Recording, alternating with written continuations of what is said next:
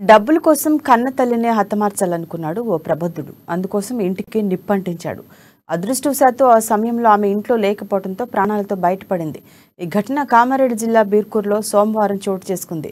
బీర్కూర్ మండల కేంద్రానికి చెందిన గవ్వల చంద్రవ్వ, నారాయణ దంపతులకు ఏకైక కుమారుడు అశోక్. నారాయణ గతంలోనే మృతి చెందాడు. అశోక్ హైదరాబాద్లో ప్రైవేట్ ఉద్యోగం చేస్తూ భార్య, 2 పిల్లలతో అక్కడే ఉంటున్నాడు. దీంతో తల్లి చంద్రవ్వ ఇక్కడ ఇంట్లో ఒంటరిగా ఉంటుంది.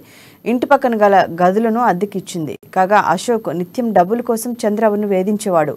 తల్లి పేరిట ఉన్న ఆస్తిని కాజేయాలని పన్నాగం పన్నిన అశోక్ సోమవారం మధ్యాహ్నం బీర్కూర్ చేరుకున్నాడు. తల్లి ఇంట్లో ఉందని భావించి బయట నుంచి పెట్రోల్ పోసి నిప్పంటించాడు.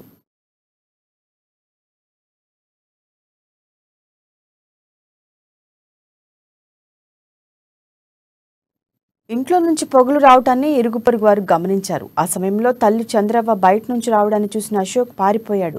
హైదరాబాద్ నుంచి వచ్చినప్పుడల్లా అశోక్ తనను విపరీతంగా కొడతాడని, డబ్బుల కోసం వేధిస్తాడని తల్లి చంద్రవ్వ వాపోయింది. ఇంటికి నిప్పంటించడంతో ఇటీవల ధాన్యం విక్రయించిన డబ్బులు 1,20,000, 8 తులాల బంగారం కాలి బూడిదైనట్లు ఆమె వాపోయింది. 3 నెలల క్రితం కూడా తనపై పెట్రోల్ పోసి నిప్పంటించాడని, త్రుటిలో తప్పించుకున్నట్లు చెప్పింది. కేసు నమోదు చేసి దర్యాప్తు చేస్తున్నామని, నిందితుడు అశోక్ పరారీలో ఉన్నట్లు ఎస్ఐ బాలరెడ్డి తెలిపారు.